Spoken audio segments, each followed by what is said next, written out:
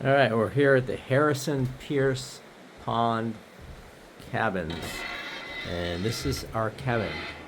Comes with a wood stove. If we were here longer, I guess we could use that.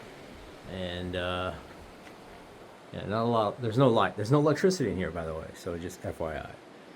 So there's a bed and a pillow. So yeah, this is the other bed.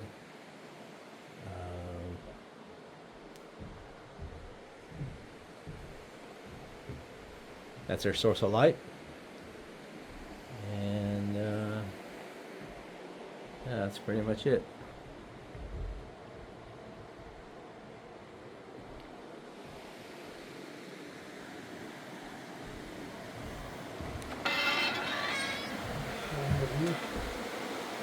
Front porch. The view of the river. Right up there between those two rocks you can catch trout.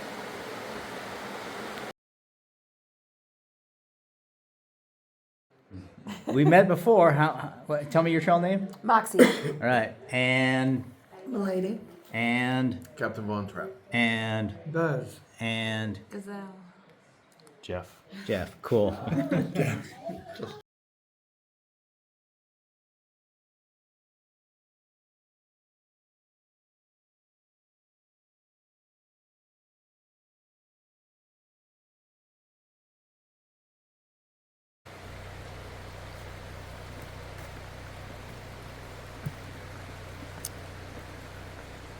So Tim built this bridge. And you can see it goes up there. But the logs are a bit slippery. But he also built this bridge over the river, the creek. So if you take the White Blaze all the way back, you have to actually cross, and the water's pretty deep.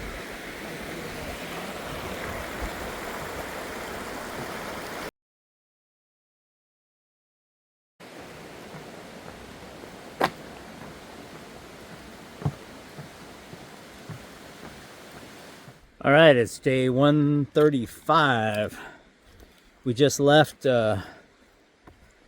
Harrison's Pierce Pond camp after a substantial pancake breakfast. Tim is a great guy, the guy who runs it. And because we took the Blue Blaze on the other side of the river to Harrison's, we're going to go walk. We're now on the north side of the river, the stream here that you would have to cross. And so we have bypassed the White Blaze, and because we don't want to bypass White Blazes, we're now walking south on the AT back to the river crossing. So, point being is there are no White Blaze in the water, so we walk back to where the river crossing on this side, and we would have not missed any of the White Blaze while walking back. It does add something like 0.3 south and then 0.3 back north, so 0.6 miles to our travel, but that's fine. It's going to be a relatively, trying to not die. It's going to be a relatively short day today. Sky's awesome right now. It's blue, sun. Yeah. It's a great day, and hopefully it'll stay that way. Yesterday ended up being kind of unfortunate. We came into camp dark, wet, and cold.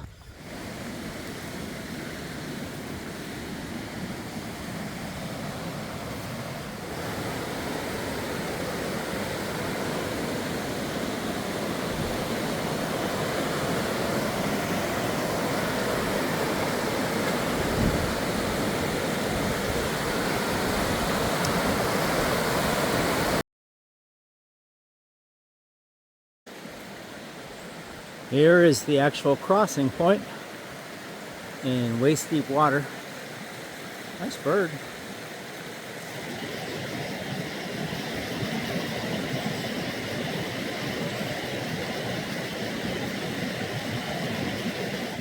All right, we're going to start off today again with a beautiful day. So, a little tree rain, but yeah, it's quite nice. Of course, yesterday started out nice and then it kind of turned, but I expect it'll stay nice today. I don't know if you can see that, if the camera picks up, but it's all the mist and water coming off the trees. Yeah, so I went all day yesterday without falling, so that was a change. Of course, it was an easier trail, but I was also being very careful. But because I was very careful, it took me longer, and as you saw, I got into camp pretty late. But yeah, Tim and Dan, his guy that was helping out, very nice and welcoming. Said, hey, go get dry and come back and hang out with us, have dinner. So they made themselves dinner. Tim offered me, when he saw I was making ramen, he asked me if I wanted to give me a bunch of chicken, put in my ramen to add to it. And I'm like, of course, I just said, no, that's fine, thank you. Yeah, so, but it was cool hanging out with him. And I think the biggest positive surprise of last night was, it's funny, I was walking down the trail yesterday and it's freezing and I'm cold and I'm getting kind of miserable, and I could just say, man, you know what I would really want right now? Just a good shot of something, whiskey or something. We get to our hotel room and what do we see? A quarter bottle of bourbon left by my cousin Dennis. He had come by, I felt kind of bad about this, to visit, say hi, but I was so late that he just ended up leaving the bourbon. He said he might meet up with us at our next stop. I don't know. It's real hard to predict when you finish trails, you know. And I was going to text him, but then I didn't realize I would have no service. So, yeah, I really couldn't. So I guess he hung out for a while and then left. Did I mention how beautiful day it is? Look at this.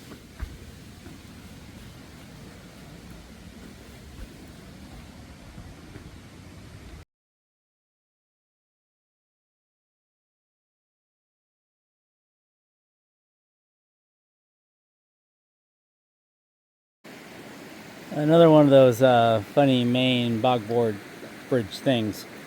So the trail is over there, but this goes okay across there and then just keeps going into the nothing. Weird. All right, today's big milestone, something to put a check mark on, is we're going to be crossing the Kennebec River. And for those who don't follow all things AT, the Kennebec River is considered not passable by hikers. So they have the Appalachian Trail Committee as whatever it is. The ATC has a canoe that they have shuttle the hikers over as part of the ATC's service. So, you know, it is recommended that you tip the canoe driver, but assuming he is paid by the ATC also. Yeah, it's cool. Only issue we may have this morning is lines, because they can only take, I think they only do 2 hikers at a time. And we know that there's at least 10 or 12 hikers that were on their way to go across. I don't think it takes long to paddle across and then paddle back. We'll see.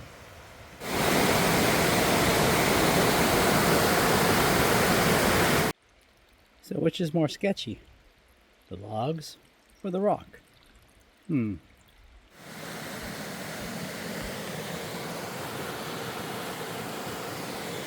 Another crossing. I don't know, this is kind of sketchy. If you slip, it's still going to be hurting. Might keep you from being wet. What could go wrong? It's wiggly. Yeah. When you get to the middle, it's really wiggly. It's like, these are so slippery. when you touch them, you just, it's like snot. All right, less wiggly, less wiggly. Oh, look, I fall at the very end. Woo! Made it.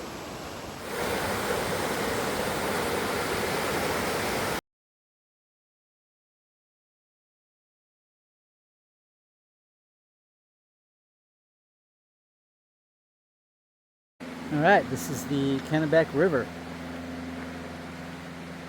And we're gonna wait for the ferry boat to come back across and pick us up.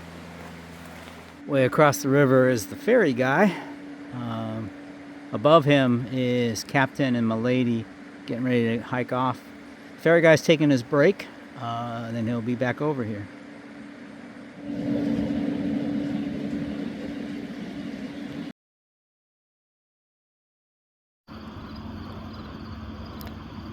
This is the Kennebec River crossing near Carrotunk, Maine. This is the only spot on the entire Appalachian Trail that requires a ferry service to get across the river.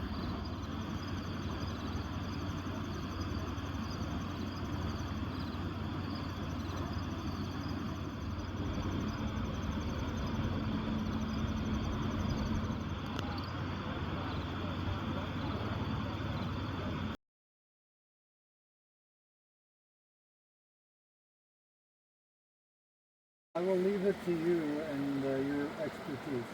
If it was windy or really choppy or something, I might ask for help once in a while, but today's pretty nice.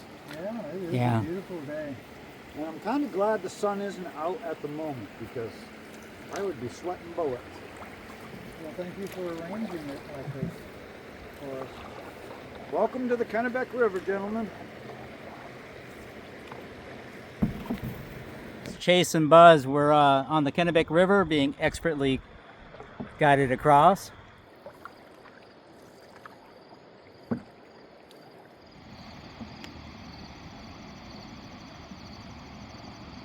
who I found.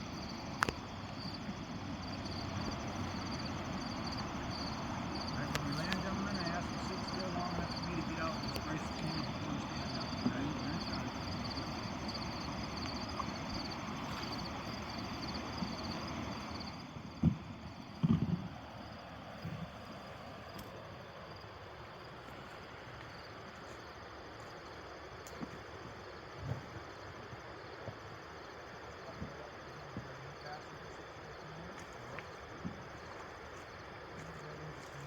Fine dry land. Oh, I get these. Yeah, where do you think so? Go for it. So many problems.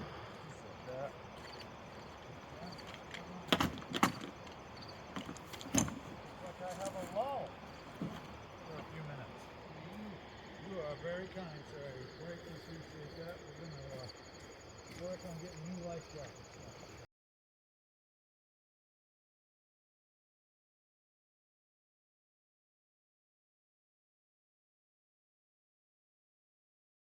All right, continuation of our day.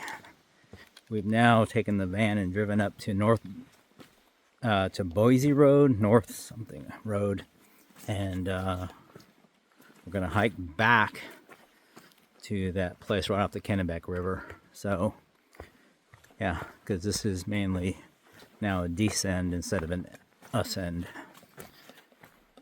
Yeah, it should be it's 5 point something miles. A little over 5 miles. So a few hours of hiking and our day will be done. So now we've converted over to slack packs instead of our full packs. A little concerned if it's only a few hours, so hopefully weather doesn't change. I didn't bring any layers really. So even with water, my pack is only 4 pounds, which is ridiculous. But cool. So our plans did change for tonight. We were going to stay at the North something outdoors campground. I have a cousin that lives pretty close by.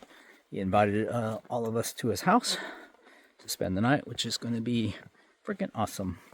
Be real nice spending some time with Dennis. He came over to the camp last night, but I was so late that he had to take off and go home before I got there. So this will be a good chance to meet up and thank him personally for the bourbon he left us. So we're starting off this section and really nothing but mud bogs, all from all the rains. Trying to keep my shoes dry. All right, so a funny comment last night from Tim Harrison at Harrison's camp. He said that in the thousands of hikers in 39 years that he's been doing this, I am the first one he's ever met that is working as he hikes, working during his AT hike. I'm sure there are others. I can't be the only one, but I thought that was interesting. All right, going forward. So the plan, as I understand it now, once we finish today's hike, we're going to drive over to my cousin Dennis's place, stay the night there, see if I can get some work done. I don't know. I want to be sociable, so it makes it kind of difficult. At some point, we'll leave Dennis's place tomorrow and head over to that North Outdoors campground, and then I could probably work more where I don't have to feel like I'm being antisocial. And then spend the night at that campground. And then, all right, the standard main boards. Now, when they're dry, they're awesome. You can fly over them. When they're wet, they get really slippery. And right now, these are kind of in between. But they shouldn't be too slippery because they don't look very wet. But yeah, I don't know what's going on with this construction. And then it just dumps you here.